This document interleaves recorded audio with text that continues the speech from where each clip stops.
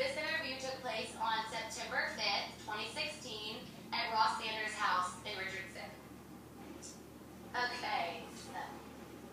I am Ross W. Sanders, 04048257, and I am retired First Lieutenant of the Signal Corps of the U.S. Army. That sounds good. Thank you. And when was your birthday and where? I was born April 15th, 1933 in Dallas, Texas. Okay, and what were your parents' jobs? My mother was a homemaker, and my father was a salesman in a furniture store. Okay, and how many siblings do you have and what is their gender? None. I'm an only child. Okay. What were the dates of your service and what branch did you serve? I served in the Signal Corps. I was a second lieutenant when I went into service, having acquired that title after being in the ROTC at the University of Arkansas. I was in the Army Signal Corps. Okay. And what were the dates of your service? They were January the 15th, 1956, and I was discharged honorably November the 20th, 1957. Okay. And what was the highest rank? First lieutenant. First lieutenant, okay. What were you doing before you entered the service? I was in training for a job in the insurance business. Okay. Did any other members of your family serve? I had one uncle that served in the Second World War, and he was in an artillery battery on the West Coast, and he is fond of telling me that not one Japanese got by him. Oh, wow. Okay. Well, so you didn't have to enlist or you weren't drafted, right? I was going through ROTC, and at the time it was paying you money while you trained, and your commitment was for either 2 years active service or 6 months active service and 6 more years every summer, spending 2 weeks in the reserve program. Okay. Okay, cool. And then what was your occupational in the service, or MOS? I was a radio operator's control unit head, and I had 15 long-range radios that could literally traverse around the world, and we provided support for a division if we had to go into conflict. Okay. Now I'm going to ask questions about what it was like to adapt to military life. So what were the challenges of basic training?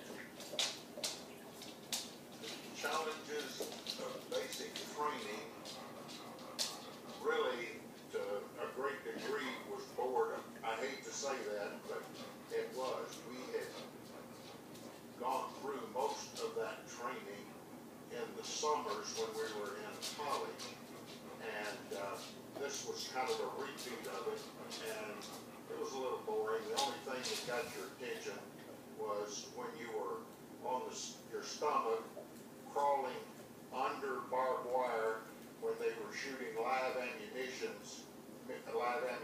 from the machine guns over your head. Are you serious? Yeah, Wow. Everybody did that.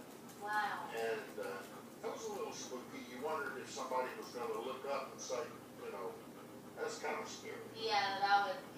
Yeah. Okay. What was I said this wrong earlier. Barrack life like? Barracks. There. Yes. We were in Fort Gordon, Georgia.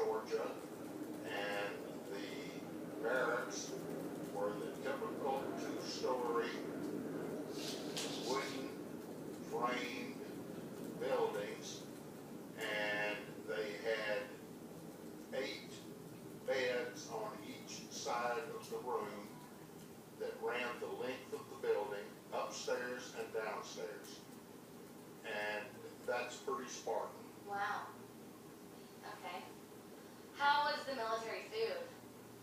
The food wasn't bad. It was pretty good. Yeah? Yeah. Like, what kind of food did y'all eat?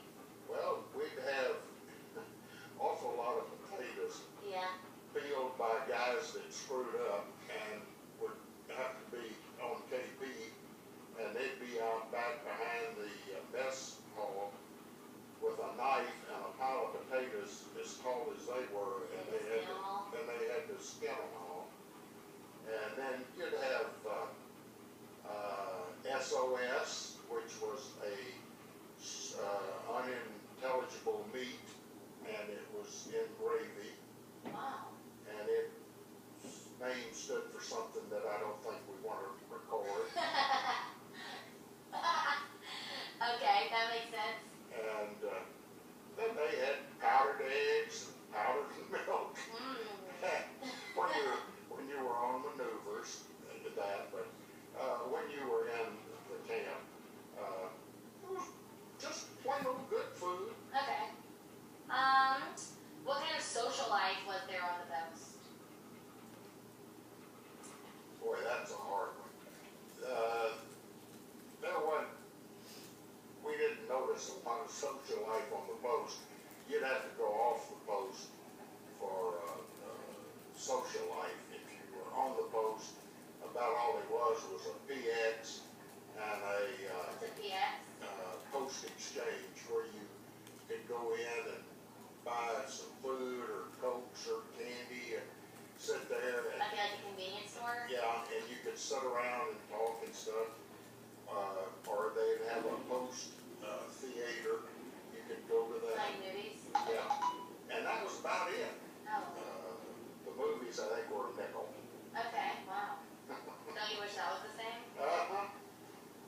What did you think about being separated from your home and your friends? That after college, when we went in,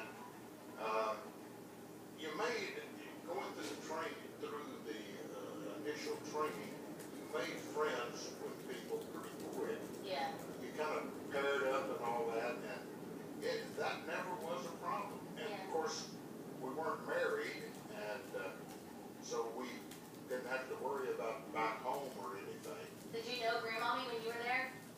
Oh yes. I lived with her and with my mother Okay. together, and So you missed them? well, we wrote them and all that. I'd been away in school for 4 years, so see, that wasn't something that You were used to being you away. had to adjust to.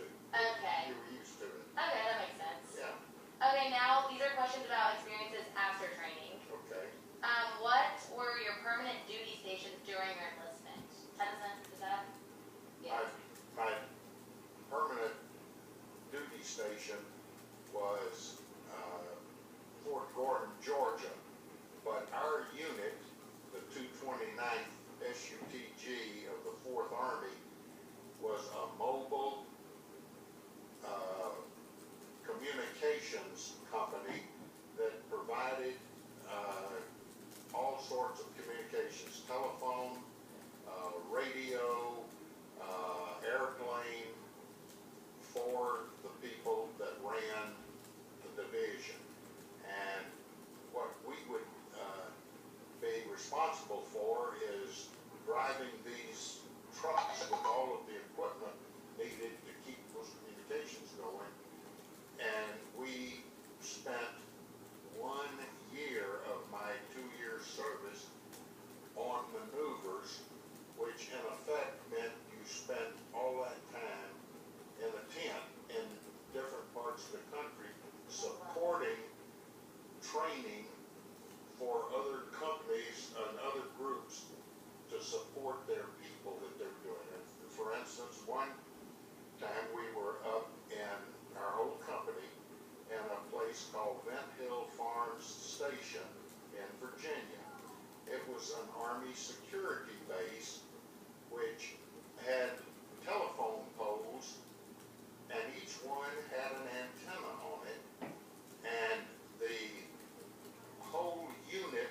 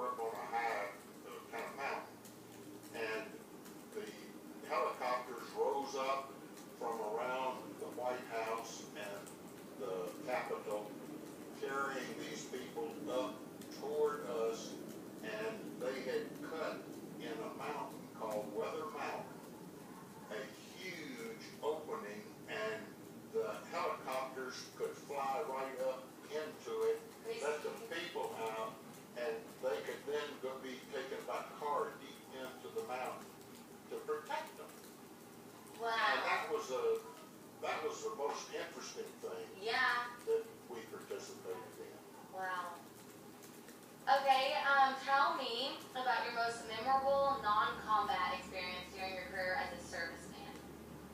My most memorable one, Yeah.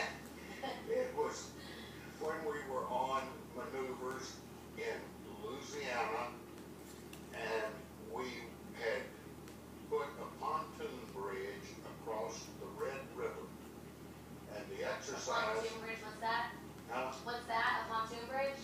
a whole bunch of boats that you blow up, Okay, like those 6-man rafts at the lake, yeah, but much, much larger. okay, And they would hook them together and put boards over it so that you could drive tanks or anything over it. oh, no way. Yeah, and we had an atomic cannon in this exercise with us, and we had to get it across the river. And the road kind of came down at a curve and then drove on there. Well, the atomic cannon was one of the biggest pieces of equipment that the U.S. government had ever made. It was this huge barrel cannon, and it had kind of like these huge fire trucks that there's a guy at the end of the ladder in, and he's driving as well as the one in the front is Yeah. driving, moving around corners and all. And these things were monstrous, and they were so heavy. And as they came around the corner and hit the pontoon bridge, the whole thing Oh. did a slow turn to the left, and the atomic cannon, holding all this stuff behind it, stuck up, nozzle first, No. in the river, and it hung there. So you couldn't get it out? We didn't get it out, we couldn't. Oh, I don't know who did, but oh, the main thing was you didn't want your name associated with that with situation. anything around that. Yeah, yeah, I agree. Wow, okay, please tell me what medals or citations you were awarded during your service. Well, we weren't fighting back then, so there wasn't any, handing out any medals or anything, and, you got a good service medal or just, little Basic. things, yeah, stuff like that, and sharpshooter.